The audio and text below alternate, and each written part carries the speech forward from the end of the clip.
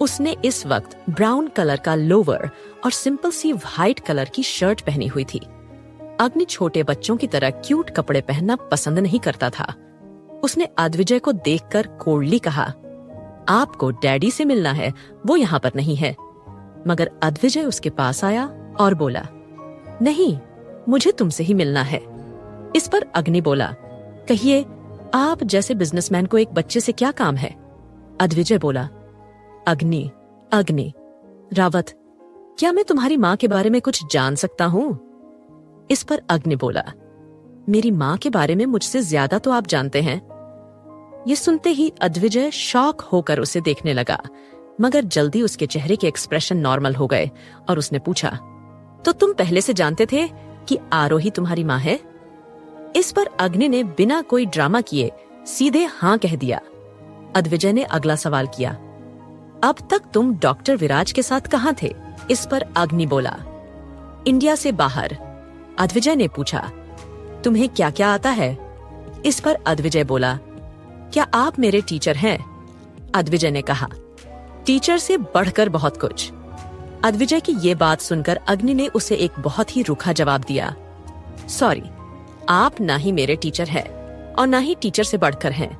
मेरी जिंदगी में मेरे डैड से ज्यादा कोई मायने नहीं रखता मिस्टर रावत। अग्नि में बिल्कुल खुद की ही छवि देखकर अद्विजय काफी नाखुश नजर आ रहा था।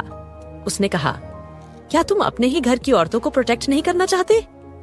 ये सुन अग्नि बोला, मिस्टर रावत, जैसे कि आप जान चुके हैं कि मेरे बायोलॉजिकल पेरेंट्स कौन है, मगर मेरे लिए मेरे डैड ही सब कुछ है। और रही बात रावत परिवार की लेडीज को प्रोटेक्ट करने की, तो क्या आप काफी नहीं हैं? ये सुनकर अद्विजय बोला, अग्नि, बड़े होकर तुम्हें ही रावत परिवार की बागडोर संभालनी है, और मैं ऐसा ना करूं तो? इस पर अद्विजय बोला, तुम्हें ऐसा करना ही होगा, तुम खून हो रावत परिवार का, और वो डॉक्टर विराज। अद्विजय की बात काटकर अग्नि ने कहा, क्या ये सब कुछ ढानी का नहीं हो सकता? क्या आप उसे कुछ नहीं देना चाहते? क्या आप भी यही सोचते हैं कि एक लड़का ही सब कर सकता है? क्या आप इतनी पुराने सोच के हैं मिस्टर रावत? उसके सवालों की झड़ी को सुनकर अद्विजय ने कहा, अग्नि, बस बहुत हुआ, बातों को घुमाने की कोशिश मत करो। I am sorry for that. अग्नि बोला, तुम्हें बस सब कुछ संभालने के लिए कह रहा हूँ। मैं बाकी सब कुछ धानी का ही होगा, तुम्हें बस उसका प्रोटेक्टर बनना है। क्या तुम तैयार हो तो रावत परिवार में आने के लिए? अद्विजय ने कहा। इस पर अग्नि बोला, नहीं, बिल्कुल नहीं, उसे तो मैं वैसे भी प्रोटेक्ट कर सकता हूँ। मेरे डैड ने मुझे अच्छे से सिखाया है कि कैसे खुद को और दूसरों को प्रोटेक्ट किया जाए। ये सुनकर अद्विजय खड़ा हुआ और बोला, तुम्हारे दादा? तुम विराज की बात कर रहे हो ना, जिसने मेरी बीवी से उसका बच्चा छीना है? इस पर अग्नि ने अपना सर नीचे किया।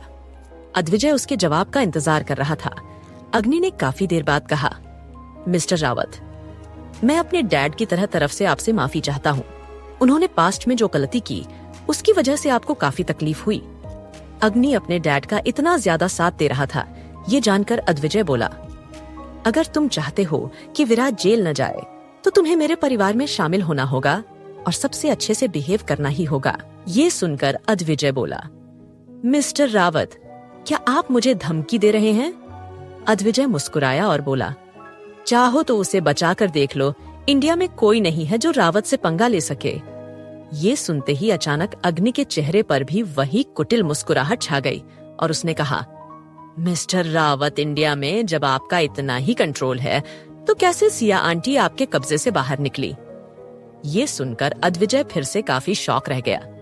उसने अग्नि के छोटे छोटे कंधों को पकड़ा और बोला, तुम्हें इस बारे में कैसे पता?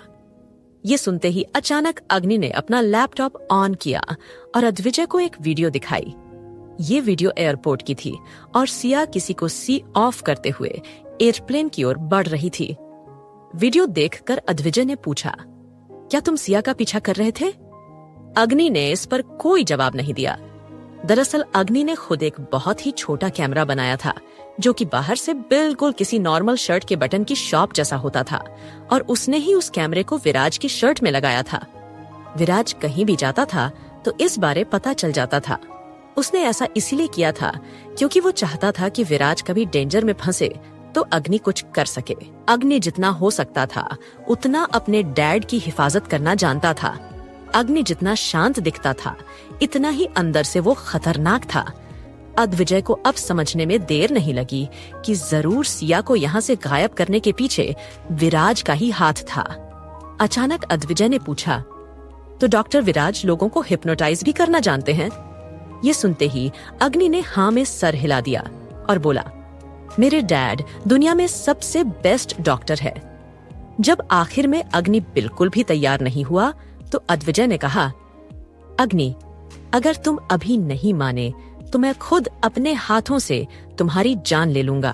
और ये कोई खोखली धमकी नहीं है, मैं सचमुच ऐसा कर सकता हूँ। अग्नि बोला, आप ऐसा नहीं करेंगे।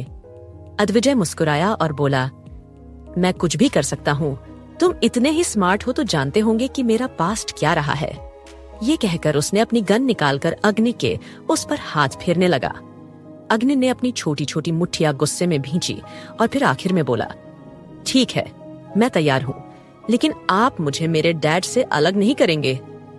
ये सुनकर अद्विजय बोला, ठीक है, वो इंसान भी अब से इसी घर में रहेगा। अद्विजय फिर अचानक अग्नि के पास बड़ा अग्नि उसे घूर कर देख रहा था। अद्विजय ने एक ही झटके में अग्नि को अपनी गोद में उठा लिया। उसने आज पहली बार अग्नि को अपनी गोद में उठाया था। उसने एक आह भरी, उसे समझ नहीं आया कि अग्नि कैसे आरोही का बेटा था। आरोही एक मासूम दिल लड़की थी जो किसी का बुरा करने से पहले 1000 बार सोचती थी। उसने एक ऐसे खतरनाक बेटे को जन्म दिया था। अब अद्विजय को इस बात पर यकीन आ गया कि किसी की ब्लड लाइन से कुछ नहीं होता।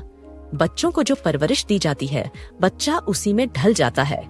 अग्नि ने अचानक कहा, मुझे नीचे उतारिए, मुझे अच्छा नहीं लगता कि कोई मुझे गोद ले। अद्विजय बोला, तुम्हारे अच्छे लगने से और न लगने से ये दुनिया नहीं चलती है मिस्टर अग्नि रावत। अगर आज मैंने अपना स्पर्म डोनेट नहीं किया होता तो तुम इस दुनिया में नहीं आते। इस बात पर अग्नि ने अद्विजय को घूर कर देखा। इस बार उसकी आंखों में थोड़ी सी कंफ्यूजन थी क्योंकि अग्नि को अभी तक विराज ने इस तरह की नॉलेज नहीं दी थी। अद्विजय अचानक मुस्कुराया। उसने भी इससे आगे की जानकारी अभी अग्नि को देना सही नहीं समझा।